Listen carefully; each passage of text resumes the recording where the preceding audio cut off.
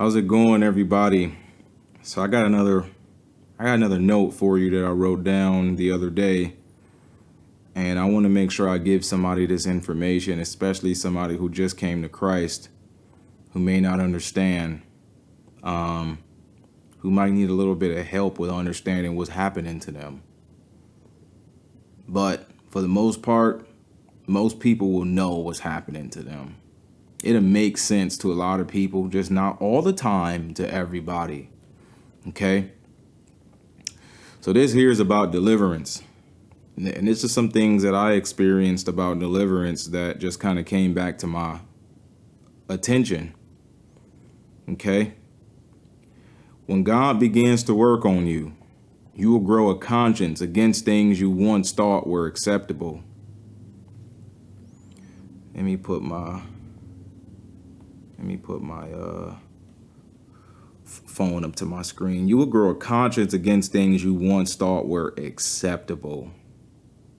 You ever had something in your life that you didn't really know was a sin? You know what I'm saying? Then all of a sudden it's like, oh! It won't feel good to start feeling guilty about what you thought God was all right with. It won't feel good to suddenly believe you're in trouble. However, that is good news because he won't waste time on what can't work. He don't deliver you from everything at once. Once it's time to show you, don't be discouraged by what you see. Be encouraged by the fact that he sees fit to burn fuel on it in general. If heaven is real to you, I can bet it won't feel good to get there, seeming that most people who has and will ever exist won't be going. That's a hard saying right there. Most people who has and will ever exist won't be going. That's crazy. That's crazy. Like, just really sit back and think about that. Most people who have and will ever exist won't be going to heaven. The majority, like the vast majority. And most people will gravitate to the area of least resistance. There is no elevator to heaven. It's a steep walk up the mountain. There are some people in this world who cannot be saved or want to be. There are reprobates, people that hate God. If God doesn't have it in his plans to have you, you'll never see yourself. If our gospel be hidden, it is hidden to them who are lost, for the God of this world has blinded the minds. But your mind isn't blind. You can see clearly, but just don't like it. You can live with the fact that you don't like what you see, but you don't have to live with what you see. You can live with the fact that you don't like what you see, but you don't have to live with what you see. You know what I'm saying? The problem is being somebody special might be more of a god to you than you think.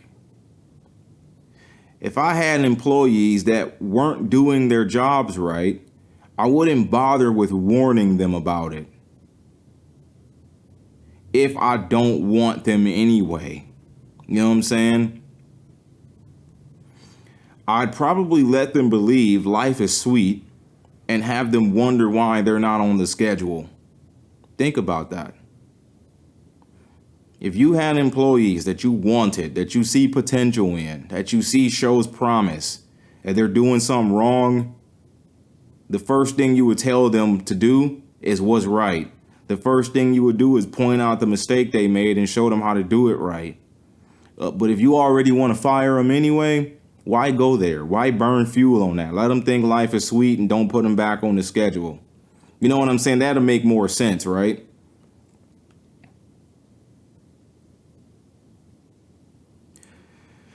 Where am I at? God doesn't want you to experience that because he personally knows how great and terrible of a day judgment will be for those who would not love the truth, even if that truth was against what they'd rather do. He's doing everything not to let you walk off too far into the dead zone. He was patient for a while he worked on what he had access to, clean access to. But now it's time to let him all the way in. If I were to purchase a property that still had tenants on their last month of the lease, I'd at least start fixing up the yard and painting the house, knowing that I'll probably be done with it by the time I get clean access to the inside. Everyone's inner man gets worked on a case-by-case basis. There is no one system for everybody because everybody is not in the same situations. You can't measure where you are by comparing yourself to the person next to you. You don't know what kind of false belief systems a person might have who you think is the model Christian. You don't know what kind of thoughts they wrestle with or fall victim to. You don't know what they're doing when nobody is looking. All you know is where you stand personally, and you just have to assume that everyone else knows better, or at least is willing to, if they don't right now. You don't want to waste the only life you have to right your wrongs. It is better to do the hard thing because the broad road has got to be a smooth road and the narrow road has got to be a rough ride. When God sets up those barricades, it is best to not find ways to jump over them because you could end up in a hole where no one can hear you ask for help. At some point, a conscience can become seared, and that's the last thing you want. You also don't want to burn fuel on trying to make the person in the mirror appear more cool than they are. If you're going to burn the same amount of time and energy, at least solve the problem. You know what I'm saying? At least get somewhere, at least do what you know need to be done. Because trying to look like something costs energy too. And if you're going to be spending up energy, don't be spending it up on just trying to look like something. Don't be spending it up on a front. Spend it up on actually getting somewhere. But here's where people get hung up. They never wanted to believe they have problems. You got to literally die to what you think about you in general. In fact, forget you or you will never make Christ your whole head. And why go through the original trouble you went through to accept the gospel in the first place if you're going to stop halfway through? Remember all the folks who ridiculed you when you first came to faith. Remember being fired unrightfully. Remember being excommunicated from certain groups of people because you are no longer who they were comfortable with. Remember all the things you once loved that you came out of. Don't let that whole journey be for nothing. Don't let it be for nothing.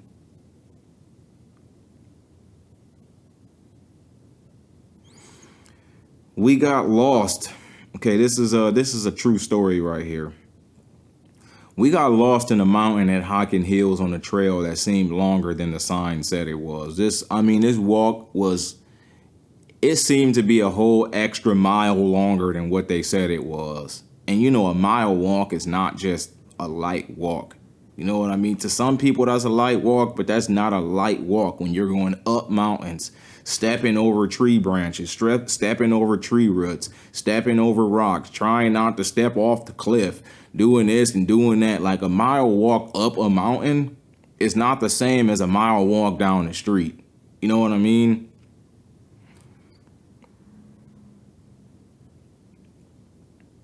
We thought about turning back around, but instead we kept going and discovered that the way out was a shorter travel than the way back the other way. We thought we were lost and ended up in a place we weren't supposed to be, such as private land. But we kept fighting the good fight of continuing the journey. We eventually made it back to the car with a good story to remember, nice pictures too. But it took us so much effort to get up the mountain. He said, but it took us so much effort to get up the mountain. Okay. When it was all over, we had no regrets. Not like the regret we would have had we turned around. Having a sense of defeat, you want to keep going, even if you don't like what you see.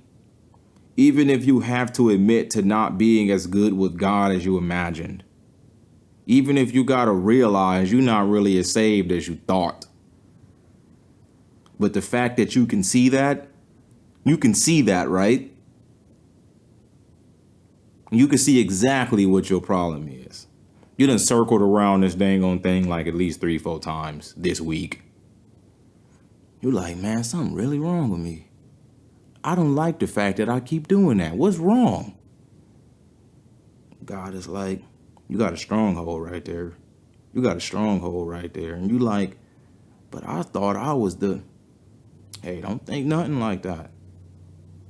Don't think nothing like that. If a man think he stands, take heed lest he fall. Paul said that. It's the only way to get there anyway. Even if you have to admit to not being as right with God as you imagined, it's the only way to get right with God anyway. You can't get right with God by skipping over the problem you see with yourself.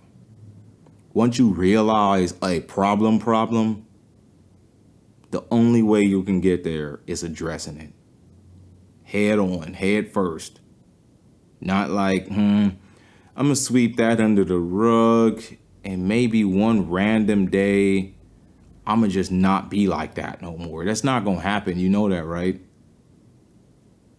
If you see yourself in the mirror and you don't like what you see, sweeping it under the rug won't make it go away. You're going to still be like that. You might not still do it exactly the way you do it. You might not still say it the exact way you say it. You might not still think the exact way you think. But that exact problem is going to cause so many other issues in your life.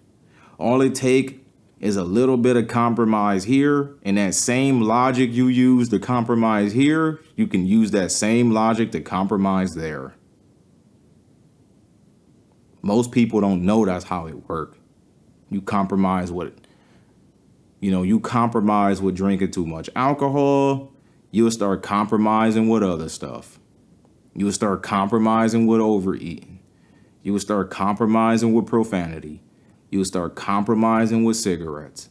You will start compromising with all this. All it takes is a thought process gone unchecked for too long. You think your problem is the one sin you do. That's not your problem. Your real problem is the way you think that caused you to do that. People don't know that.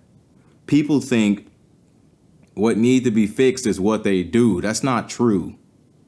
What needs to be solved in you is not what you do. What needs to be solved in you is who you are, what you are. Because what you are is why you do what you do. It's not the one thing you do that's the problem. It's the way you think that causes you to slip into that one thing you do. Because if you close the door on that one thing you do, you still think like that. And so a brand new temptation can come around and you condemning yourself your whole life. God don't want you to live condemned. He wants you to live righteous.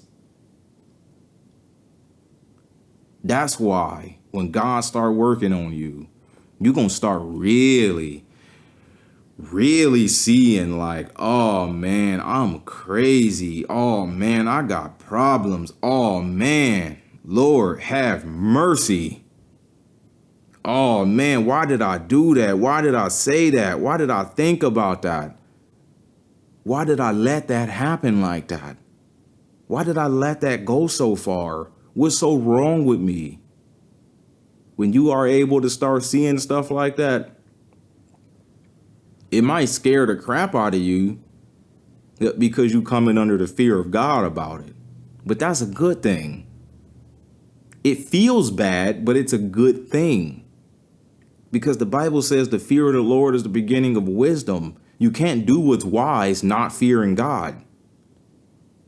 Well, what's wise to get you into heaven? You can be a wise guy and go to hell for it. You really can.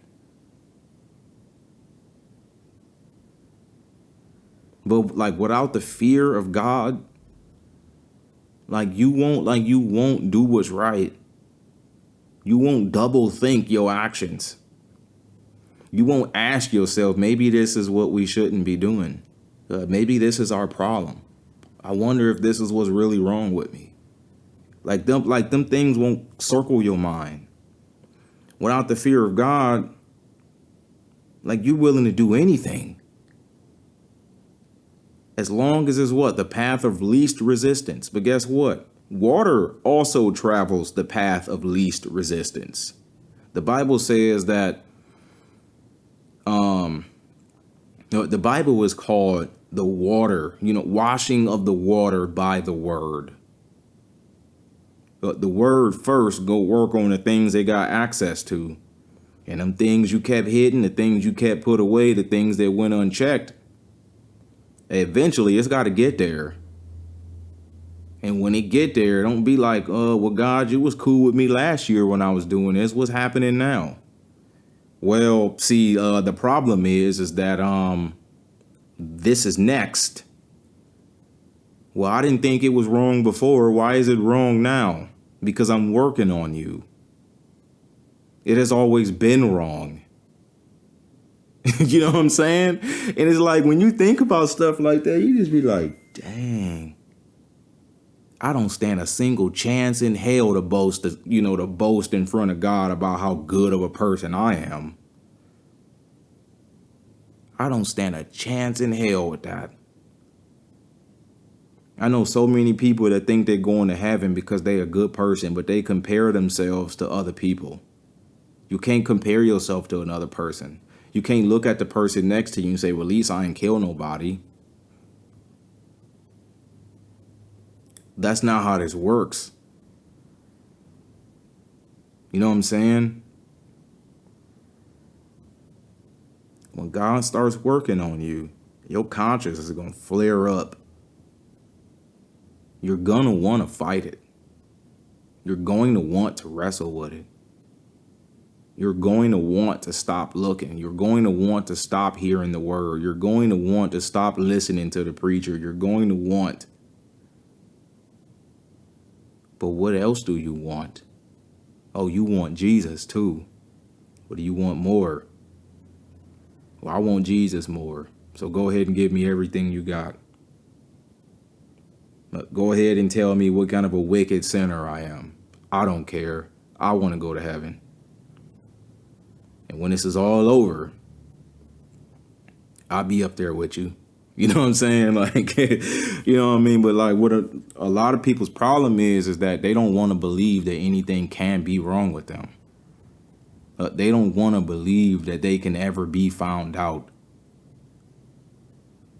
They don't want to believe that they can ever go wrong just because they got saved. Yeah, you got saved, but now you go through that wilderness so that way you can get the damage done by sin out of you. You know what I'm saying? Then you move on to greater. But until then, you're going to have to keep on circling. Keep on circling with them thoughts. Those same thoughts that's causing you to compromise here with that and compromise there with that.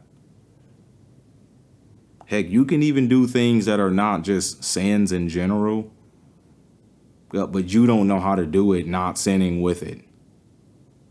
I remember a time when I used to drink, when I first started,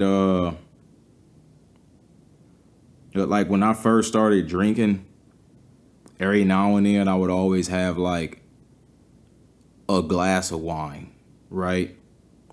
A glass of wine ain't a sin. And I remember one time in my life that kind of graduated to a bottle. And then a bottle graduated to a bottle and a beer. And I'm like, wait a minute now. Nah, like something wrong with this. It's like, ain't nothing wrong with that. Something wrong with you. Ain't nothing wrong with that. Something wrong with you. Why do you do that? Why? You're bored. You start growing complacent. You start growing content with where you are with God. Don't ever do that. That's the number one way you can go right into a sin. Is when you grow content with being good with God. Don't do that. Like, you ain't never so good with God that there's some work that can't be done on you. Like, that's truthfully the reason why I don't drink alcohol. Like, even though even though I tell people right now, alcohol is not a sin. And I'm not saying I haven't drank alcohol since then, but I don't like drink it often. I might have like a glass like once every 3-4 months, maybe 6 months, something like that. And that's about it. Like, that's truthfully the reason why I just really don't drink. I tell people all the time, like the simple act of consuming alcohol itself is not a sin. But you can still sin with that. Like, you know that, right? The more liberty you have, the more responsibility you gotta have. The problem is that responsibility is hard. You know what I mean? That's why I take the liberty and just be like, no, I'm not drinking. I'll go to the wedding. I don't want nothing to drink. But yes, I could have 1 or 2. But what if I don't do that? I don't got time for that. I don't want to wake up tomorrow, feeling guilty. I want to wake up tomorrow and go straight to praying, knowing I'm good with God. It's as far as I know. That's how I want to wake up tomorrow. I don't want to wake up feeling set back in the spirit. Or not even feeling that way, but literally being that way. I don't want to do that. Not over a beverage. You know what I'm saying? Like, not over a beverage. Like, a beverage. Oh, man. A whole lot of stuff in life is like that. Whole lot of stuff in life is. It's not about whether it is a sin. Are you a sinner? Do you have areas of compromise in your soul? Have you been worked on regarding that yet? Are you willing to put up enough responsibility? Are you willing to put up a good enough fight not to take it too far? And if you don't, why? That's the problem. Is why. Not what. It's usually why. Why? Usually why. Not what, but why. But when God starts to work on you, man, when he starts to work on you, that conscience is going to open up. And all the things you've been doing your whole life that you thought was just things people do, you're going to start seeing it for what it is. You like, I don't like that. No, I can't be like that. And all the people you used to do it with, they going to get far away from you. You know why? Because if you say, I can't do this because I need to stay right with God, they hear, but what they hear is you're not right with God because you do this. Like, you know what I'm saying? Like, that's why they get far away from you. But when they see you doing what it takes to clean up your conscience, all they hear is the fact that you're calling them evil. That's all they hear. That's why they don't hang out with you like that. That's why they don't call you. That's why they don't invite you nowhere. Because when they see you saying, this is what I gotta do because I'm saved, they saying, well, what are you trying to say? I'm not saved? You got to be ready for that because that'll happen. I mean, you'll get divorced in that right there. You'll get fired like that. You'll get, man, like you will get like treated funny at the family cookout for that. Well, guess we gotta turn our music off. I don't want nobody judging me around here. Like, you know what? I don't care nothing about your music. I came here so I can have a plate and talk to y'all. But your music, I mean, that's your music, it ain't mine. Stuff like that will start making people treat you like that. It really will. So being delivered is not all good news, minus the fact that your conscience is going to flare up. Oh, it's got a flip side too. When people see you making changes and they don't want to, they're going to turn against you.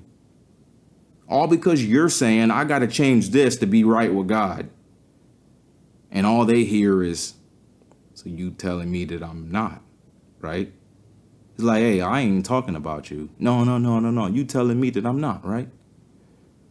See, that's why I don't like you Christians. Y'all are just so judgmental. Like, bro, like this ain't got nothing to do with you. I know Christians right now who can, bro. Like, I know Christians right now who can do what I can't do because I don't trust myself to have enough responsibility. And they never cause a problem with that. I can do what some people can't do because I can trust myself to have a responsibility. And all they would do is cause a problem with that. It ain't got nothing to do with the next man. It's all about you on a person by person, case by case basis. All because one person said, I got to stop this. It doesn't mean that that's wrong. It just means something might be wrong with them that make them do it wrong. Let's just take cheeseburgers, for instance. You think a cheeseburger's a sin? Okay, let's take something more simple. Fruit. You think eating fruit's a sin? But what if you can't stop eating fruit? And you eat so much to where you on the couch with a stomach ache. Like, see what I'm saying? It don't mean you shouldn't eat fruit no more, though, because that's part of our normal diet.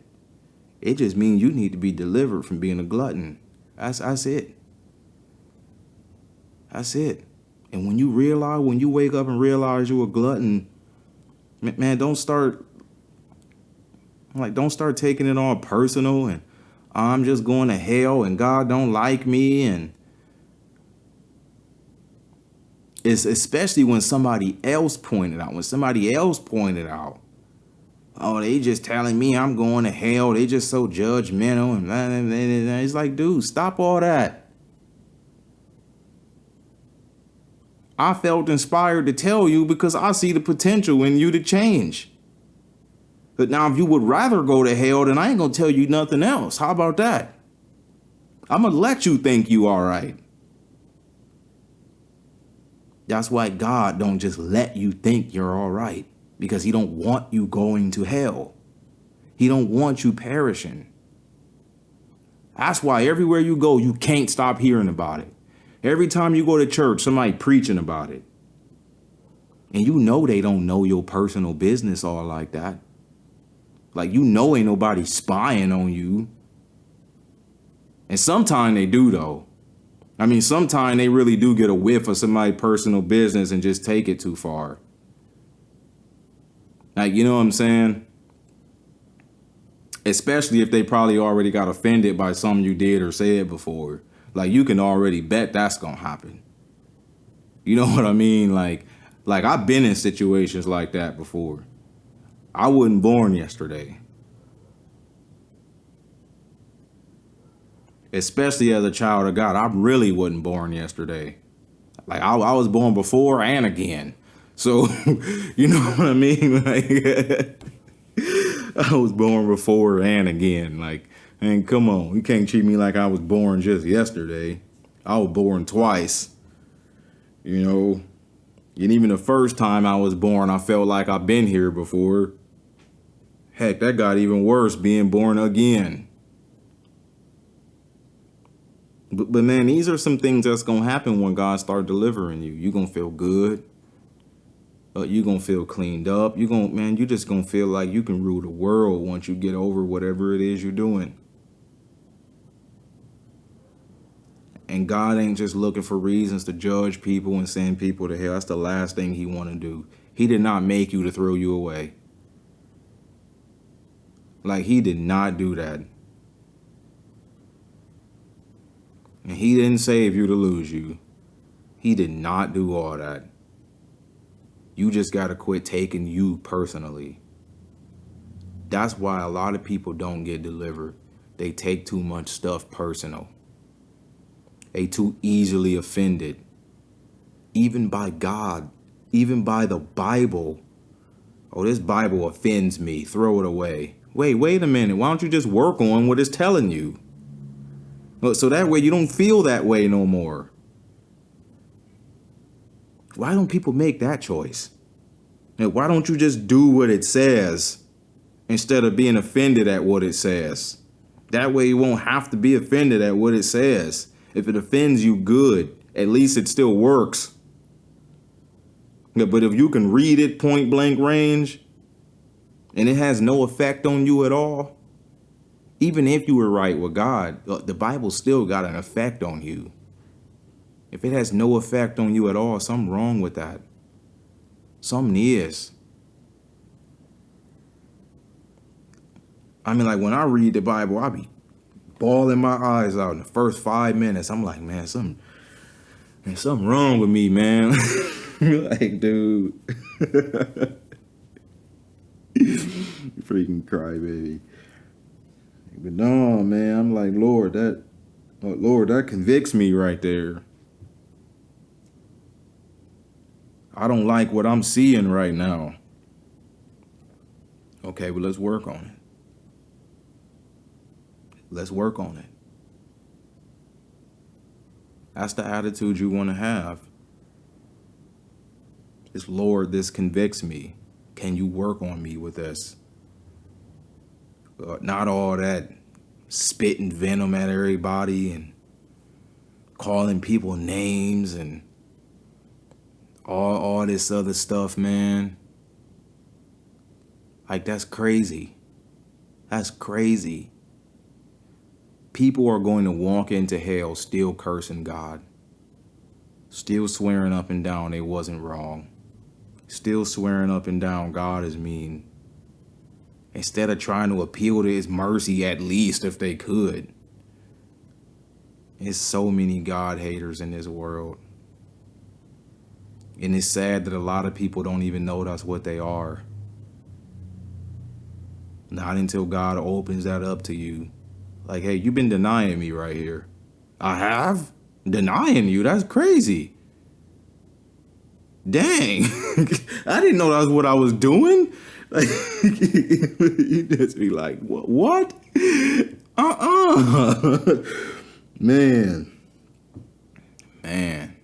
All you gotta do is just take it. Just take it. And don't be too relaxed about it either.